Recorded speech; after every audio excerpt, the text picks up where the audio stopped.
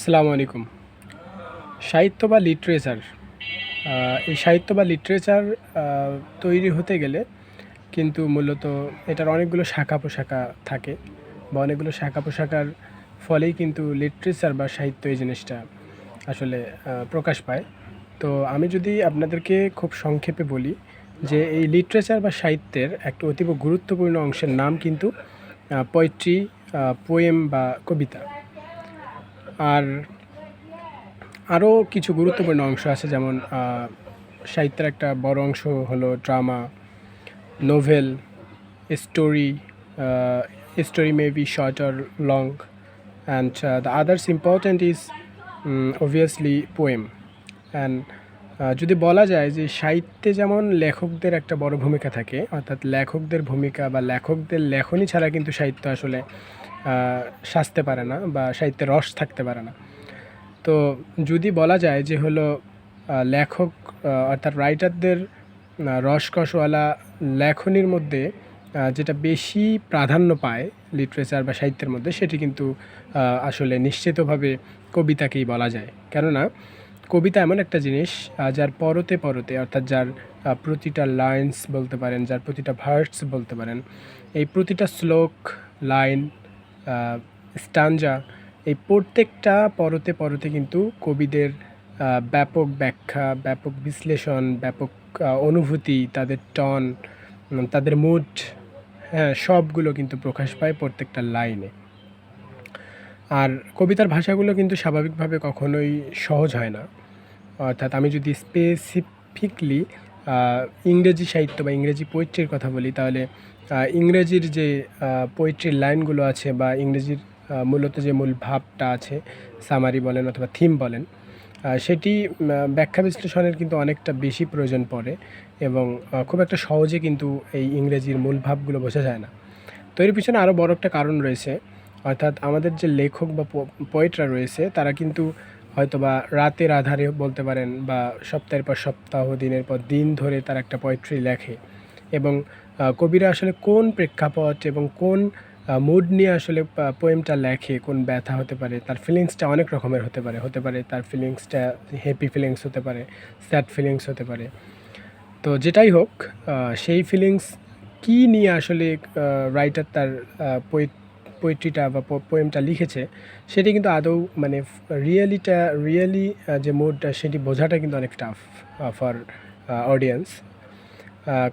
কারণ দেখেন যে একটা কবিতা কবি লেখার পর সেটি কিন্তু দীর্ঘদিন পর হতে পারে যে কবি লিখে মারা গেছে, দেখা যাচ্ছে 10 বছর 15 বছর পর কিন্তু সেই পোয়েট্রিটার খবর কেউ পাইছে এবং সেটা পত্রিকায় হোক বা টেক্সট বুকে হোক অথবা অনলাইনে হোক, যে কোনো মারফতে কিন্তু কবিতাটা উঠে আসছে। কিন্তু কবি কোন মুড নিয়ে, কোন ব্যথার কারণে সেই স্যাডনেসের পোয়েমটা লিখছে অথবা কোন আনন্দের কারণে সে তার হ্যাপিনেসওয়ালা পোয়েমটা লিখছে, এটি কিন্তু বোঝাটা অনেক টাফ। কিন্তু তারপরেও মানুষ মূল কবিতাটা পড়ে যতটুকু বুঝতে পারে, এর রাইম স্কিম, এর টোন, এই সব কিছু ব্যাখ্যা করে মানুষ একটা মানে স্থানে এসে দাঁড়ায় যে আসলে আমাদের রাইটার বা অথার বা পোয়েট সে আসলে এই দৃষ্টিকোণ থেকে বা এই মনোভাব নিয়ে পোয়েমটা লিখেছে। এই জন্য আসলে পোয়েমের মূল ভাব বোঝা ইটস ভেরি টাফ এবং পাশাপাশি আসলে পোয়েমের কখনো এক্স্যাক্ট মানে করা সম্ভব হয় না। দেখবেন আপনি যে কোনো একটা পোয়েম হতে পারে, যে কোনো একটা পোয়েম আমি বলবো এরপর কথাগুলো। জাস্ট আজকে আসলে অভ্যন্তরীণ ব্যাপারগুলো বলতেছি যে আপনি যদি একটা পোয়েমকে ট্রান্সলেট করতে বলেন, অর্থাৎ দেখবেন যে ক্লাস 10-এর একটা পোয়েম হতে পারে। এই 10-এর একটা পোয়েম দেখবেন যে টেক্সট যে বুকগুলো আছে, অর্থাৎ বা বিভিন্ন গাইড যে কোম্পানিগুলো আছে, হতে পারে লেকচার, পাঞ্জেরি, ফাতা। তো এরা দেখবেন যে বিভিন্নজন বিভিন্নভাবে কিন্তু ট্রান্সলেট করেছে সেই পোয়েমটার বাংলা মিনিং করেছে। আবার সেটি যদি আপনি নেটে ঘাটাঘাটি করেন তাহলে দেখবেন আরেক প্রকার অর্থ আসবে। তারপর শিক্ষকরা যদি মিনিং করে তারা তাদের মতো মিনিং করে। তো আসলে পোয়েমের এক্স্যাক্ট কখনো মিনিং করা যায় না বা হয় না, এটা সম্ভব হয় না। ঠিক এই জন্যই কিন্তু পোয়েমের অর্থ বোঝাটাও খুব টাফ হয়ে যায়। সেটা হতে পারে যে কোনো পাঠকের জন্য বা স্টুডেন্টদের জন্য। আর আমি যে জন্য আজকের কথা বলতে শুরু করছি সেটি হলো এই যে সাহিত্য, এই সাহিত্যের একটা বড় অংশ বা খুব গুরুত্বপূর্ণ একটা অংশ হলো পোয়েম বা পোয়েট্রি। তো এই পোয়েমের ব্যাপারে যদি একটু বলি, বা অলরেডি আমি অনেকটা বলছি। তো এখন আসলে যেটি বলতে চাই সেটি হলো, দেখেন যে আমাদের এসএসসি থেকে শুরু করে এসএসসি এসএসসির নিচে, অর্থাৎ মাধ্যমিকের ক্লাস 6 থেকে 10 পর্যন্ত, এবং ইন্টারে আছে হলো 2 বছর, inter first year second year. তাহলে 6 থেকে 10 পর্যন্ত ধরেন, ওদিকে 5টা ক্লাস, এদিকে 2টা ক্লাস, 7টা ক্লাস। এবং অনার্সে যদি কেউ সাহিত্য নিয়ে পড়ে, ইংলিশ লিটারেচার হতে পারে, অথবা বাংলা সাহিত্য হতে পারে, অথবা পড়াশোনা শেষের পর চাকরি লাইফে কিন্তু আসলে লিটারেচার বা পোয়েট্রির একটা ভূমিকা থাকে, হ্যাঁ, কোশ্চেনের ক্ষেত্রে আপনারা জানেন। তো ক্লাস 6-7-এ আমরা যখন পড়ছিলাম তখন খুব একটা পোয়েম হয়তো ছিল টেক্সট বুকগুলোতে, কিন্তু নির্ধারিতভাবে সেই পোয়েম থেকে কোনো কোশ্চেন্স পরীক্ষায় হয় নাই। ইন্টারে গিয়ে সম্ভবত ছিল, কিন্তু এসএসসিতে বা মাধ্যমিকের ক্লাসগুলোতে আসলে ছিল না। বোর্ড বইয়ে কবিতা ছিল, কিন্তু কখনও টিচার আমাদের পড়ায়ও নাই, আর আমরা পোয়েমকে কখনো সেভাবে পড়িও নাই। আবার দেখা যাচ্ছে ওখান থেকে আমাদের এক্সামিনেশনে কোনো হেল্পও হয় নাই বা লাগে নাই আর কি। এই জন্য আসলে গুরুত্বটা একটু কম ছিল। কিন্তু বর্তমানে লিটারেচারের ভূমিকাটা কিন্তু একটু বাড়তি। এবং মজার ব্যাপার হলো ক্লাস 6 থেকে 10 পর্যন্ত কিন্তু 10 মার্ক এই পোয়েট্রির উপরে রাখা হয়েছে। অর্থাৎ 10 মার্কের কোশ্চেনের উত্তর দিতে হয়, এবং সেই কোশ্চেনগুলোর প্রশ্নগুলো, মানে সেই কোশ্চেনগুলো পুরোপুরি একদম পোয়েম থেকে, টেক্সট বুকে যে পোয়েমগুলো আছে নির্ধারিত, সেই পোয়েম থেকে কিন্তু কোশ্চেনগুলো করা হয়। এটি সম্ভবত ওদের ফার্স্ট পেপারের প্রশ্ন প্যাটার্নের 9 কি 10 এমন সিরিয়ালে আছে। অর্থাৎ 7টা প্রশ্ন থাকে পোয়েম থেকে, 7টার মধ্যে স্টুডেন্টদের যে 5টা ভালো লাগে বা সহজ লাগে, সে 5টার উত্তর দিতে হয়, একটা করে 2 মার্ক, 5 2 10 মার্ক। তো এখন বুঝতে পারতেছেন যে পোয়েমের ভূমিকাটা কত বেশি। এবং এটা গেল ক্লাস 6ষ্ঠ শ্রেণী থেকে 10ম শ্রেণীর পোয়েম সংশ্লিষ্ট একটা টপিক্স, যেটা নতুন হয়েছে, এর আগে ছিল না। আর একটা হলো ক্লাস 9-10-এ। ক্লাস 9-10-এ কিন্তু আর একটা অপশন আছে নতুন, 10, ওটাও 10 মার্কের, 7টা প্রশ্ন থাকবে, 5টার উত্তর দিতে হবে, 5 2 ওটাও 10। এবং ওইটাতে কী থাকবে, ওইটাতে হলো আপনার বিভিন্ন স্টোরি দেওয়া আছে। বিভিন্ন স্টোরি দেওয়া আছে, বিভিন্ন কয়েকটা বিষয়ের খুব সহজ সাবলীল গল্প দেওয়া আছে। সেই গল্পগুলো পড়লে সেই গল্প থেকে হুবহুব সেই ক্যারেক্টারগুলোর কোশ্চেন হবে, সেখানেও 7টা থাকবে এবং 5টার উত্তর দিতে হবে। তো ওভারঅল আমরা বলতে পারি যে মাধ্যমিকেই কিন্তু 20 মার্কের কোশ্চেন আসছে, যেটা লিটারেচার সংশ্লিষ্ট। গল্প পড়তে হবে এবং পোয়েম পড়তে হবে। তো গল্পটা পড়া যদিও খুব সহজ এবং প্রশ্নগুলো হুবহুব আসে, যদি গল্পটা একটু ভালো করে পড়ানো হয় বা স্টুডেন্টরা বুঝতে পারে, তাহলে কিন্তু হুবহুব মানেগুলো করতে পারে। কিন্তু সমস্যাটা হয় হলো আমাদের পোয়েমে গিয়ে। কারণ পোয়েম নিয়ে আমাদের স্টুডেন্টরা, মানে ইংরেজি নিয়ে এমনিতে একটা আতঙ্কে থাকে, তার পাশাপাশি পোয়েম নিয়ে কেমন জানি স্টুডেন্টদের একটা আলাদা ঘাবড়ানোর ব্যাপার থাকে, তাদের মানে ভয়ভীতি থাকে। কারণ কি? কারণ আমরা ছোটো থেকে পোয়েম পড়তে আসলে অভ্যস্ত না। আর সেভাবে আমাদেরকে পড়ানো হয়নি। আমি তো বলতেছি, আমার মাধ্যমিক লাইফে কখনও পোয়েম আমাদের টিচার পড়ায়নি। কিন্তু সাহিত্যের যদি গুরুত্বপূর্ণ এবং ক্রিটিক্যাল কোনো পার্টের কথা আপনি বলে থাকেন, বা সাহিত্যের সর্বোচ্চ রস যেখানে পাওয়া যায়, অর্থাৎ লেখকদের সর্বোচ্চ প্রতিফলন, তাদের ফিলিংসের যে প্রতিফলন, সেগুলো যদি ঘটে, তো অবভিয়াসলি সেগুলো পোয়েমের ভিতরে ঘটে।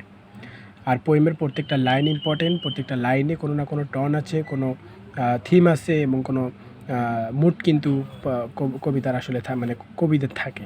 তো এই জন্য আমি বলতেছি যে পোয়েমটা খুব important for school students and college students. So I request every student to be careful about this.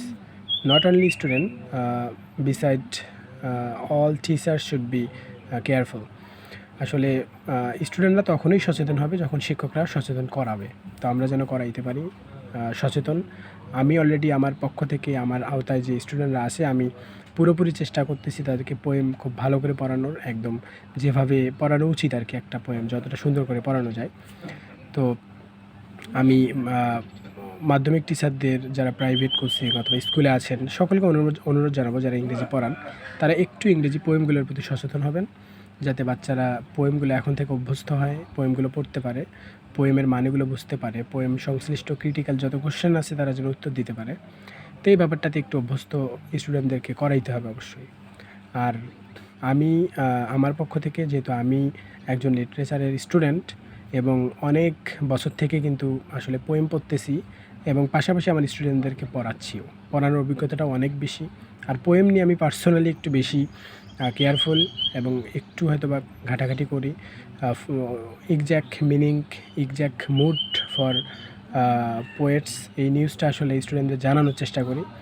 তো এই দৃষ্টিকোণ থেকে পোয়েম নিয়ে আমি একটু কাজ করব হয়তো। আর যদি পোয়েম নিয়ে কারো মানে পোয়েম পড়ার ইচ্ছা থাকে অথবা দেখা যাচ্ছে পোয়েম পড়তে ভাল লাগে, পোয়েমও মানে আমরা যদি মিনিং করার পরে সামারি বা থিমটা বলি তাহলে পোয়েমটাও কিন্তু একটা স্টোরির মতো হয়ে যায়। তো আসলে এইটা অনেকের ভালো লাগে, সাহিত্য অনেকের ভালো লাগে, বোঝার চেষ্টা করা অনেকের জন্য ভালো হয়। তো আর বিশেষ করে যারা স্টুডেন্ট আছেন মাধ্যমিক অথবা উচ্চ মাধ্যমিকের, তো অবশ্যই আপনারাও একটু খেয়াল রাখবেন পোয়েমগুলোর প্রতি। আর আমি মাধ্যমিক এবং উচ্চ মাধ্যমিকের পোয়েমগুলো যখন একটু পোয়েম নিয়ে হয়তো ভিডিও করতে পারি, কারণ সশরীরে তো আর সবাইকে পড়ানোর সুযোগ হয় না।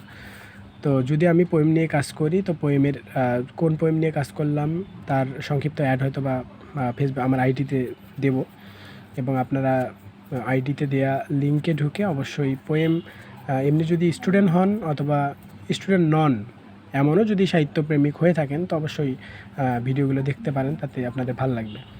তো আপনাদের রেসপন্সের কারণে হয়তো বা আমি আমার কাজে বেশি অগ্রসর হইতে পারি। তো পোয়েম নিয়ে আসলে আমি জানি অনেক সমস্যা আছে স্টুডেন্টদের, পোয়েম নিয়ে আসলে তেমন কথা বলে না অনেকেই, বা টিচাররাও বলে না।